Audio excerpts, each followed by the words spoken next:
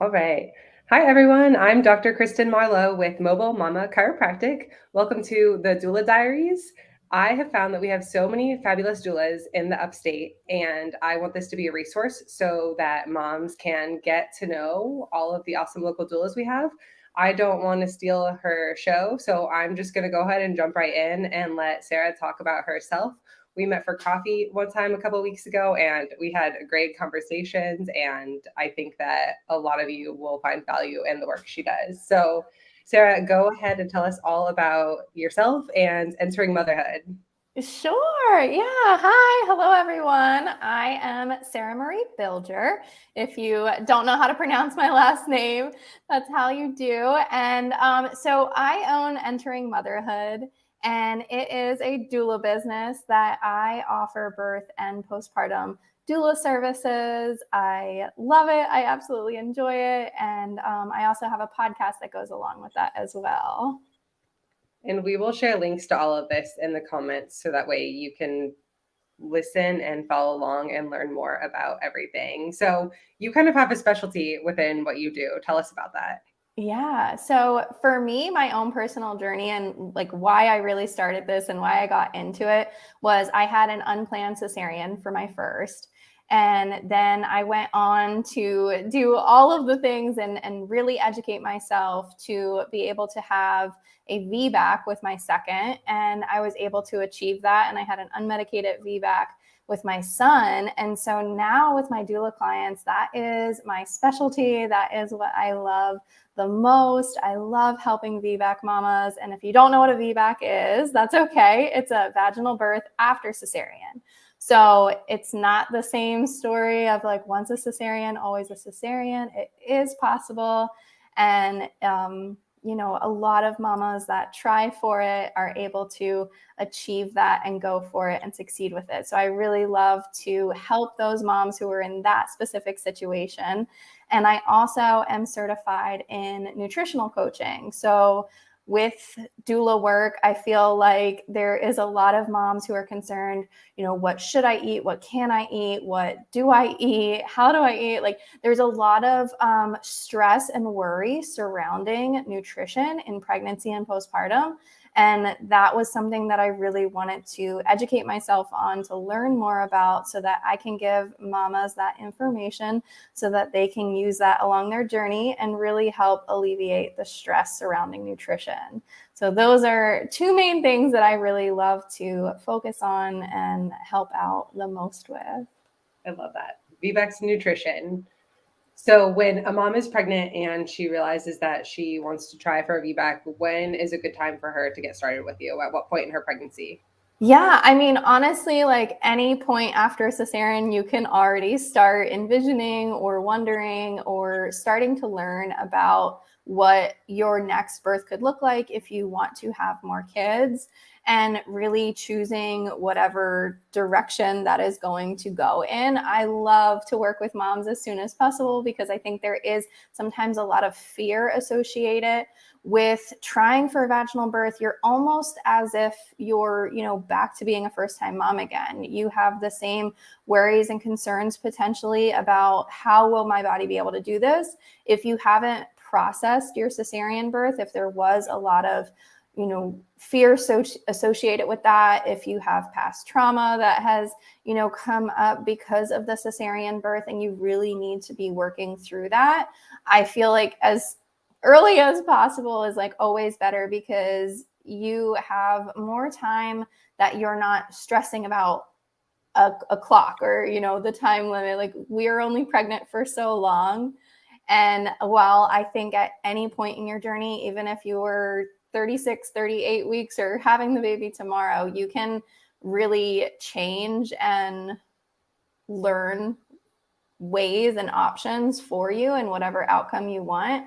So honestly, like there is such a range, and you can have like either or, but I think earlier is better just because you feel more confident and empowered stepping into that moment and really feeling like you are owning your birth and owning the situation that you are going into, and you're making the decisions that you feel confident with and you feel like you have done all that you could.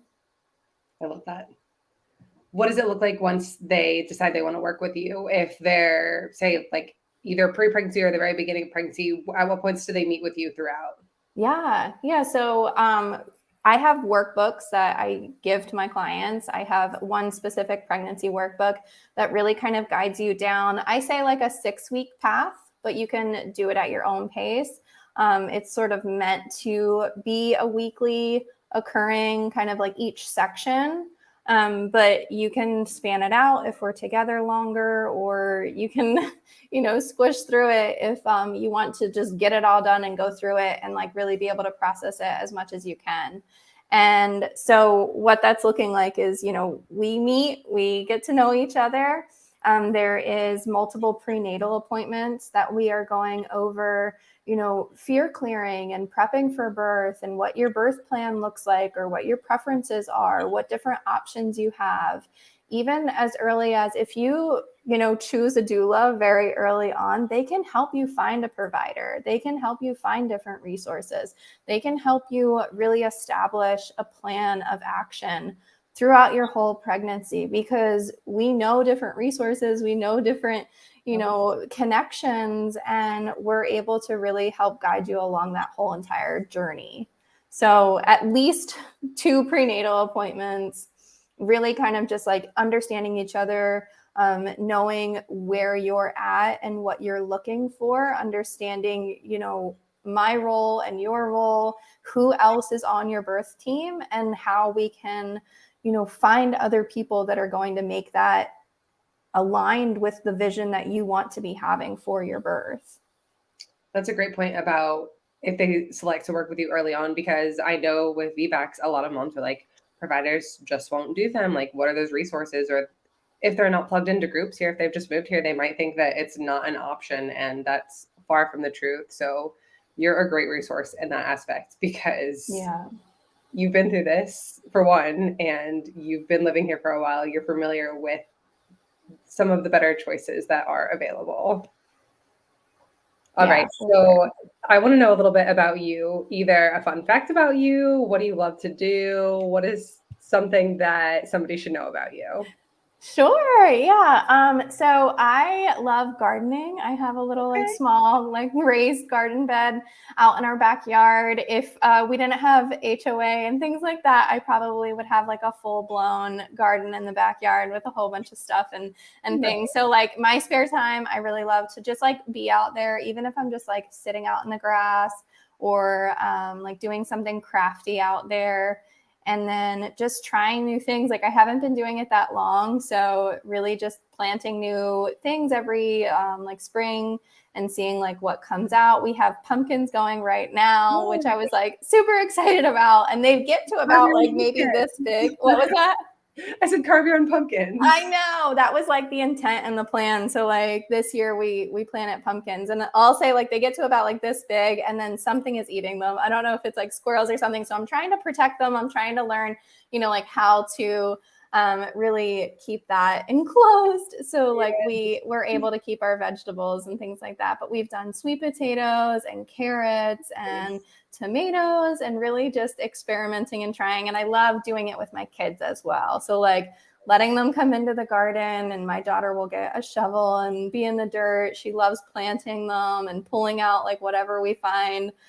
She loved getting like the carrots and the sweet potatoes last year, and now we have wildflowers out there. So pretty. So, yeah. So I think that's good definitely for their microbiome too. I read a statistic the other day. It was like, even if nobody else in your family helps you garden, just because you garden, you're improving your microbiome, which they derive benefits from that also. So gardening is great for so many reasons. Yeah. It gets us outside. We're usually barefoot, just like sitting out there rolling in the grass. And I think I like being outside the most. I think there's something about just like being with nature, like being outside. There's like certain bugs that creep me out and things and stuff like that.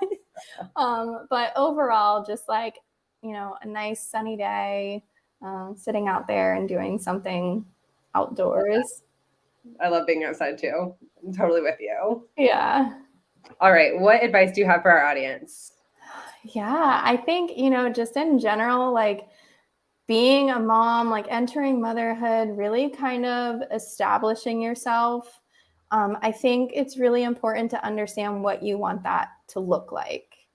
And are you taking the steps to get there? You know, like if you really enjoyed something that your mom or your grandmom did that you want to be doing as well, and you want to continue to bring on that generation tradition, then make sure you're doing it or doing more of it. Do more of the things that light you up and really try to hold on to that. There is going to be difficult moments in motherhood. And I think, being able to find the things that light you up and root you into who you are and remembering that can be so difficult, but so important. So really just trying to understand, like, who do you want to be and are you taking those steps to get there? And if not, what resources are out there that can help you achieve that? I love that. Who do you want to be? Are you taking the steps to get there? I love that. That's awesome. All right. Tell us what either special offers you have, any events you have coming up. How can people connect with you? I'm going to plug in all of your handles and all of that into the comments so people will be able to click on that. You're more than welcome to talk about your podcast or whatever else that you should share so people can connect with you. Yeah, I feel like there's always something new that I'm kind of stirring up or wanting to do because I love trying new things. I like challenging myself, and I really like kind of pushing to see what other things are available that I can be doing for moms. And so I have different freebies that I put out. They're on my website. I have my email list, and I send out weekly emails with extra little information and tips or whatever kind of is on my mind in there. And then the podcast as well. I have over 2.5 years of weekly podcast episodes that you can really go into and dive into. You can scroll back all the way through from the very beginning and find different things to help you throughout your journey and really navigate motherhood. It has been a combination of my own personal journey and other people that I have come in contact with and connected with. So all of their knowledge, all of those resources are all there for you to really take and pick and choose, what you want to incorporate into your motherhood experience. And I have, events that I want to be planning and things that are coming up. So again, just making sure that you're on the email list or listening into the weekly podcast episodes or just connecting with me on Instagram. So Instagram is Entering Motherhood. Almost all of my tags and connections and things are Entering Motherhood. And then if you are a VBAC mom or if you had a cesarean and you are looking for a support group, we do monthly support groups, and we have a Facebook group that goes directly with that as well. It's just upstate South Carolina cesarean and VBAC mamas. So one more time, upstate. I think the South Carolina is just in the name. So it's upstate SC. Okay. Cesarean and VBAC mamas.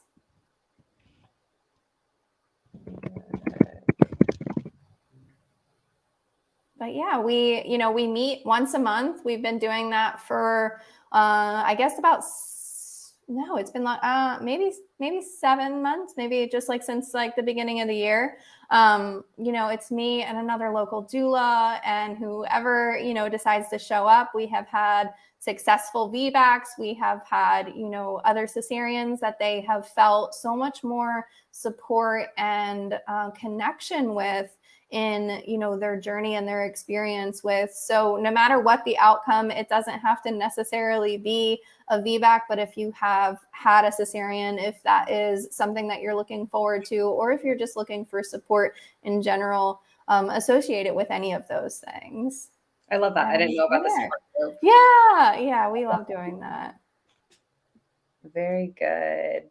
That was the biggest thing from when we met for coffee. That was my takeaway from meeting with Sarah was community. She wants to connect people to who's going through a similar phase in their life, because I'm sure if you have little kids, you totally understand having another mom that has a 1-year-old and a 5-year-old and understands those differences and what's going on and what life is like.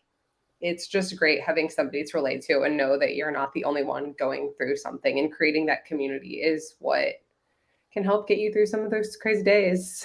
Yeah. Yeah. I really think it's so important to find somebody who is in that same phase of life as you and who can really directly relate, even if it's, a couple months apart. But like, I have a friend and we have babies that are literally a week apart. Like they were born a week apart. And I think it really just kind of like adds to like, we're going through the same stuff. Like we can relate. We're at the same, toddler phase. We're at the same like stage of life and like those kinds of aspects. And when you're up in the middle of the night, if you're sleep deprived, if you are, on those like feedings every few hours, they're right there with you. And I think there's nothing that's going to beat that like direct correlation of phase of life that you are at, because you're going through it exactly at the same time. And there's just something special about that. I love it. And I completely agree. We've all mamas have been there and know exactly what you're talking about. Thank you so much for joining me on this. And I'm going to, like I said, plug into the comments all of your different handles and ways that people can connect with you.